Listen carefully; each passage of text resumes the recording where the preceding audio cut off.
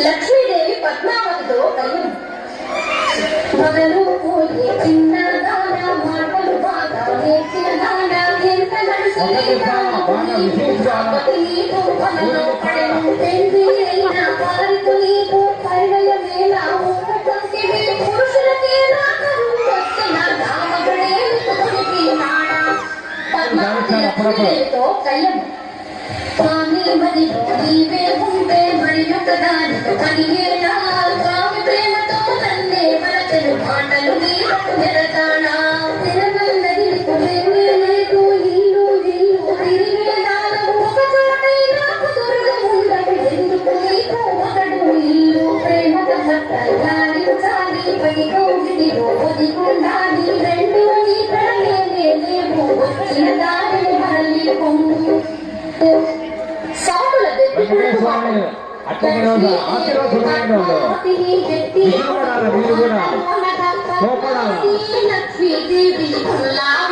మాటలు అని ఇద్దరు మాటల మాటలు వింటూ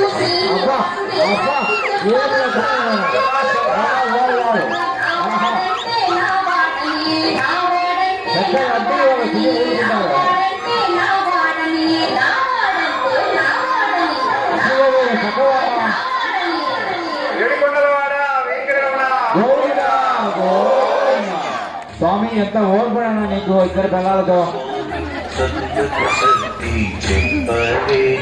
శ్రీనివాసుడు చిత్విలాసములు వెనుకపోడు ఎవరు చేస్తారండి ముద్దులు ఇద్దరిని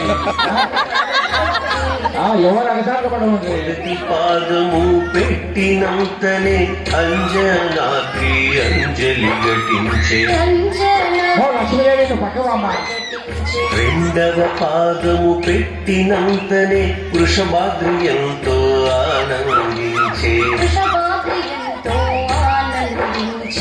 మూడవ అడుగు వేసినంతనే నీలాద్రి పదములు కడిగే నాలుగవ అడుగు వేసినంతనే శేషాద్రి గొడుగు పెట్టే ఐదవ అడుగు వేసినంతనే గరుడాద్రి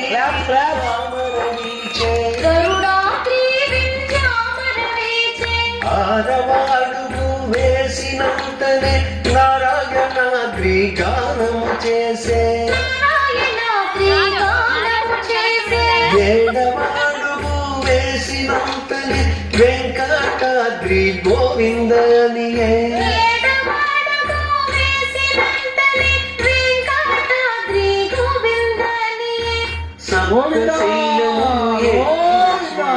శిలారూపమే దాచెనుగా సప్తశీలములు ఎక్కిన స్వామి శిలారూపమే దాల్చెనుగా శిలారూపము చూసి లక్ష్మీ పద్మావతి దుఃఖించుట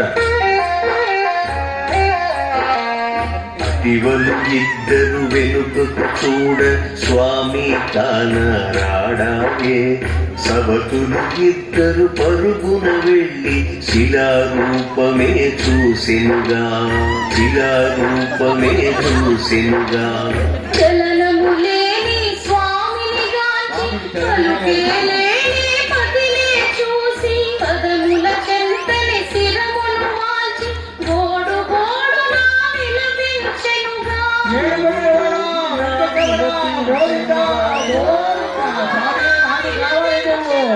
వెంకటేశ్వరి చరితము వింటే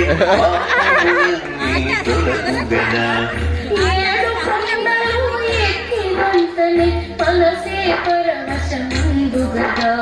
వకుళామాత స్వామి శిలారూపము చూసి దుఃఖించుట. విషయము తెలిసిన వకుళామాత బిడ్డ కొరకు పరుగు. నాయకుడికి నమస్కారం చేసుకోబో. స్వామి శిలను కన్నులగాంచి దుఃఖముతోనే ఇటులెనియే.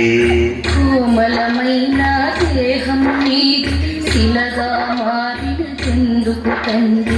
ఇద్దరి కోడళ్ళ ముద్దు మురిపెము నాకు దూరము చేసితివి.